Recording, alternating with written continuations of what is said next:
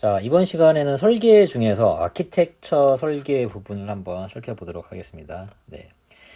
이전 시간에서는 전체적인 제품 기획을 하면서 개발 사양이라든가 기능 이런 스펙을 어떻게 정의를 할 건가 그거를 좀 살펴봤었는데요. 자, 이번에는 이제 본격적으로 이제 아키텍처 설계서부터 한번 설계에 들어가 보도록 하겠습니다. 일단 제일 먼저 결정을 해야 될 게 이제 설계 사양을 이제 결정을 해야 되는 거거든요. 그래서 우리가 이제 뭐 이를테면은 뭐 디램이다 아니면은 뭐 AP다 이런 걸 만들 때 이런 걸 가정을 해본다고 하면 자 우리가 어느 수준까지 이제 디램을 만들 거냐. 그래서 지금 한창 뭐 일반적으로 뭐 시장에서 뭐 64기가 디램이 뭐 이렇게 잘 팔리고 있는데 우리가 그냥 전부 다 지배하기 위해서 뭐 1테라 디램을 개발을 하자 이렇게 하는 건 아니잖아요. 어쨌거나 이전에 제품 기획 단계에서도 이런 것들을 이제 다 검토하긴 하는데 실제로 경쟁 제품이라든가 아니면은 우리의 이제 자사의 이전 제품, 이전 세대 여기를 이제 업그레이드하는 선에서 보통 이제 설계가 이제 들어가게 되죠. 그래서 주요 이제 경쟁 제품에 대해서 규격이라든가 이런 거를 이제 분석을 하고요. 그래서 최종적으로 우리가 어떤 제품을 설계를 할 건지 설계 사양을 이제 결정을 해야 됩니다. 여기에 이제 또 고려되는 게 이제 반도체 공정이라든가 이런 것들로 결정이 돼야 되거든요. 뭐 이를테면 우리가 설계만 하는 이제 회사다 그러면은 실제로 이제 파운드리를 어느 회사에 이제 맡길 것인가 이런 것들도 이제 변수가 되긴 할 거고요. 그리고 파운드리를 맡길 때도 비용이라든가 이런 걸 해서 그래서 너무 난이도가 이제 높은 공정의 고비용 같은 경우는 실제로 경쟁사 대비해서 우리가 이거를 생산을 할 필요가 있는가 이런 것들도 이제 결정을 해야 되겠죠. 그래서 당연히 이제 공정을 할 때는 제조 원가라든가 일정, 뭐 지금 TSMC 같은 경우는 뭐 1년치 물량이 거의 다 돼 있다고 하는데 거기에다가 이제 비싼 돈을 맡겨가면서 이제 한다고 그러면은 사실 이제 우리가 이 일정을 더 빨리 당길 것인가 아니면 여유 있게 가져갈 것인가 이런 것들도 결정이 돼야 되겠죠. 그래서 사용 가능한 이제 후보 공정들의 이제 특성이라든가 이런 것들도 파악을 하고요. 여기 이제 가장 관건이 되는 게 사실은 뭐 회로 선폭, 이제 선폭이라고 얘기하기도 하고, 뭐 공정상으로는 크리티컬 디멘전 CD라고 얘기하기도 합니다만 보통 이제 디자인 룰이라는 말을 많이 쓰죠. 디자인 룰.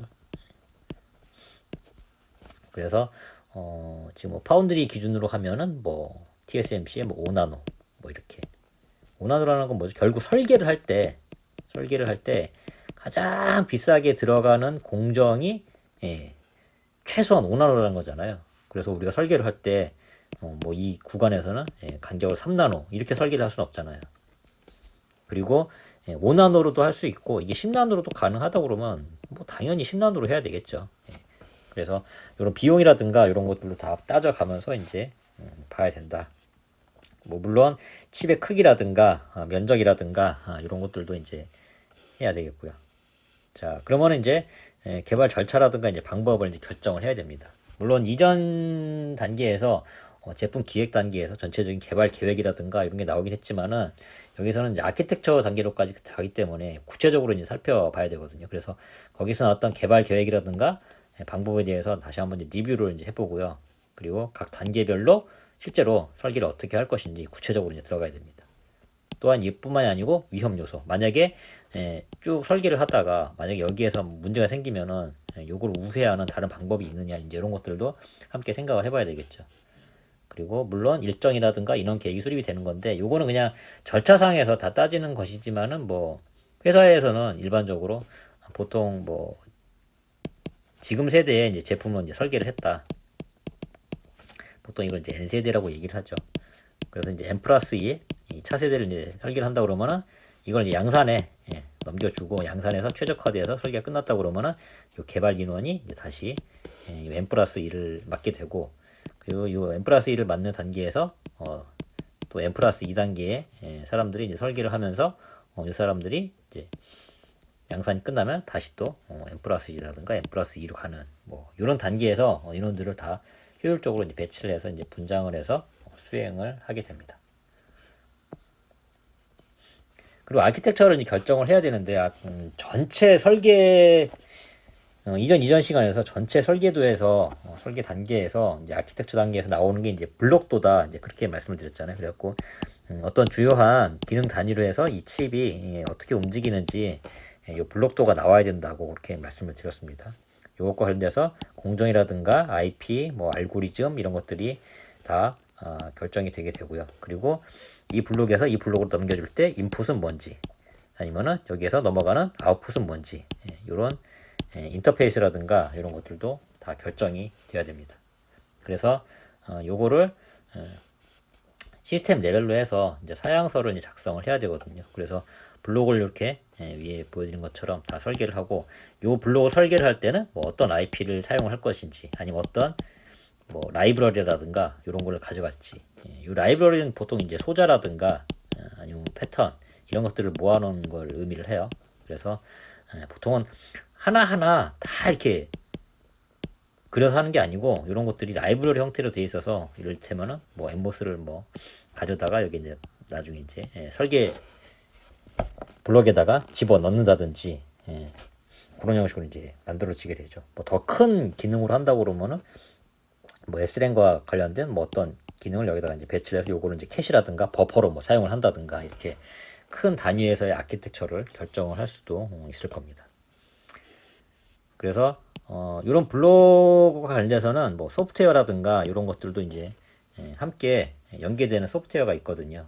그래서 뭐 이거는 이제 설계 툴 뭐 이런 관점에서 이제 보셔도 되고요. 그래서 그런 것들은 어떻게 사용을 할 것인지 여기에서는 뭐 이를테면 A사의 뭐 툴을 가져다 쓸 것인지 뭐 B사의 툴을 가져다 쓸 것인지 그런 것들도 그런 것들이 사실은 다 포함돼서 소위 말해갖고 이제 IP라고 이제 하게 되는 거죠. 디자인 룰이라든가 이런 것들도 함께 이제 다 모여 있고요. 그리고 요거를 일단 아키텍처 단위에서 만들었다고 하면 그럼 실제로 이게 동작이 되는지 안 되는지를 일단 한 번쯤은 시뮬레이션이라든가 이런 걸 통해 가지고 되는지 검증을 좀 할 필요도 있습니다. 그래서 그런 거에서는 이제 어떤 검증 시스템을 이제 가져갈 것이냐. 그래서 단순하게 기능을 검증할 것이냐, 아니면 동작 시나리오까지 이제 볼 것이냐, 아니면 여기에다가 소프트웨어 개발까지 포함해서 검증을 할 것이냐. 이 단계별로 해서 어떤 시스템을 사용을 할지 이런 것들도 결정을 해야 되고요. 그리고 위에서도 이제 동작 시나리오가 이제 나와 있습니다만은 동작 시나리오를 이제 확정을 해서 블록 제어 동작을 볼 것인지 아니면 데이터 흐름 중심으로 볼 것인지 이런 것들도 시나리오를 이제 확정을 해야 됩니다. 그래서 전에 말씀드린 대로 이제 제품의 사양 문서서라든가 이런 건 이전 단계에서 뭐 제품 기획이라든가 이제 그런 거에서 나올 수 있긴 한데 이런 것들을 바탕으로 전체 블록을 만들고 이거를 어떤 공정으로 할지 그러니까 최소한 달성할 수 있는 공정 이상으로 이제 해야 되거든요. 그러니까 블록에 뭐 이를테면은 5나노 디자인이 들어가 있는데 공정으로는 우리가 10나노까지 할 수밖에 없는 그런 파운드리에 맡길 수는 없는 거잖아요. 그러면은 반도체 공정도 5나노를 할 수 있는 파운드리를 이제 확인해 봐야 되는 거고 아니면 파운드리에 이 제품은 5나노까지의 공정을 필요로 합니다. 이런 것들을 알려줘야 되겠죠. 그래서 이런 것들을 바탕으로 이제 전체 블록을 이제 세부적으로 해서 기능 블록으로 이제 상세 블록을 이제 만들어야 되고요. 이거를 하기 위해서 개발 일정이라든가 인원은 몇 명이 될 것이냐 이런 것들을 이제 다 모으게 됩니다. 그래서 이런 것들을 다 이제 통합을 해갖고 실제 아키텍처를 이제 설계를 하게 되고요. 이게 되면은 우리가 이제 어떤 아키텍처로 가져갈 것인지 요걸 결정을 합니다. 그래서 우리가 흔히 뉴스상에서 이제 보게 되면 뭐 엑시노스의 뭐 차세대 버전 뭐 나오기도 하고 이를테면 뭐 암 같은 회사에서 ARM에서 이제 하면은 뭐 이번에는 뭐 어떤 코어가 나왔습니다. 이런 것들이 이런 것들이 소위 말하는 이제 아키텍처가 되는 거죠. 그래서 퀄컴의 칩이 나왔는데 퀄컴 칩이 나왔는데 이거는 암의 어떤 코어 아키텍처를 갖다가 우리가 최적화를 했다. 그렇게 해서 나온 것들이 이제 소위 말하는 이제 아키텍처가 됩니다. 그러면은 아키텍처 설계가 끝났다는 얘기는 대략 어떤 공정에서 진행을 할 거고 파운드리는 어느 수준까지 맡길 수 있겠다. 이런 것들이 나온다고 보시면 되겠죠.